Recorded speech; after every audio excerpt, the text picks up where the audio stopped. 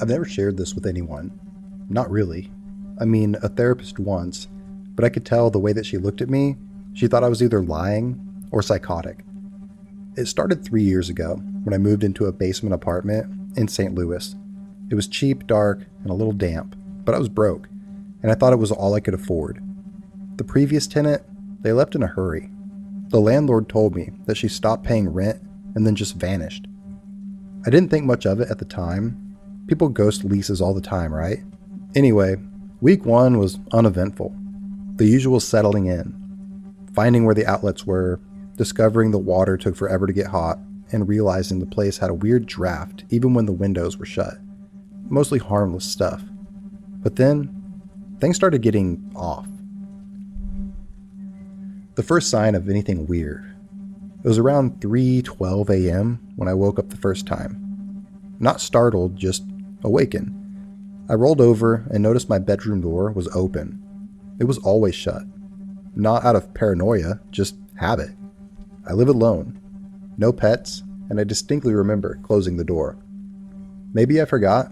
I do that sometimes, but, figured it was no big deal. The next night, the same thing. I woke up at exactly 3:12 a.m., and the door was wide open. On the third night, I shut the door and I stacked a pile of books against it. It was kind of a childish move, but I figured, hey, if the door opens, I'll hear the books fall. And guess what? I woke up at 3:12 again. Door open, and the books were neatly stacked beside the door. That's when I bought a cheap security camera from Amazon. Just a little one that could record overnight. I set it up by my dresser and angled it towards the bed. I figured maybe I was sleepwalking. Maybe I had some weird nocturnal tic that I didn't know about. I let it run. The next morning, I poured a cup of coffee and sat down to pull up the footage. The first few hours were uneventful.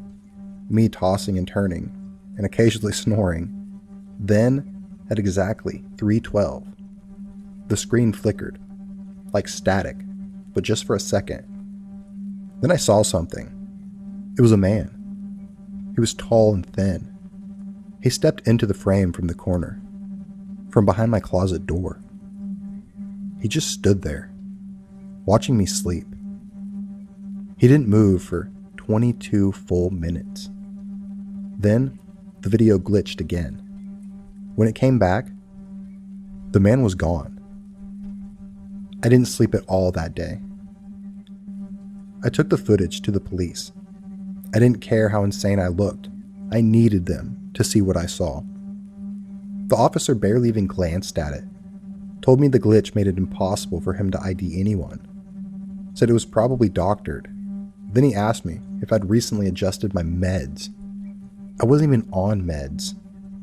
That night, I didn't bother sleeping.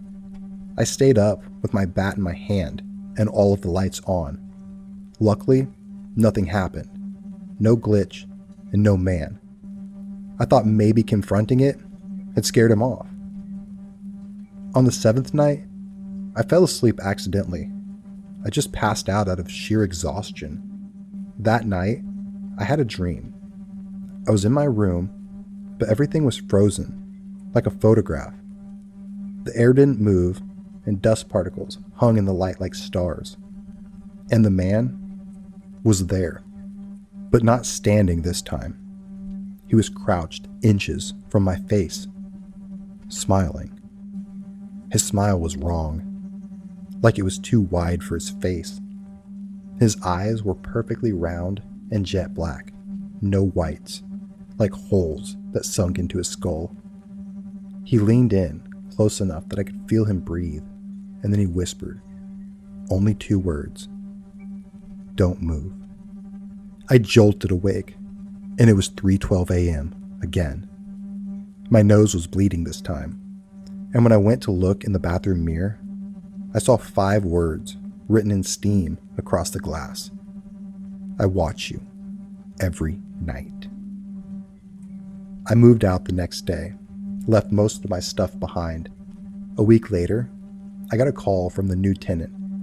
I had forgotten some mail, and she was kind enough to offer to forward it. I asked her jokingly if she had any strange experiences. She paused. She said something that made my skin crawl. Actually, do you know there's a crawl space behind the closet? Like a hidden one? I opened it up and found a mattress with some empty food cans and a box full of camcorder tapes. She laughed awkwardly. She said that the landlord told her it was the last girl and that they were hers. I asked her, no, I begged her to leave that apartment. She just chuckled and said, I'll be fine. That was 2 months ago. Police, they found her body last week. Said she must have had a psychotic break, but I know better. Because last night, I checked my Ring doorbell camera and saw something move at 3:12. There he was again, smiling, watching, waiting.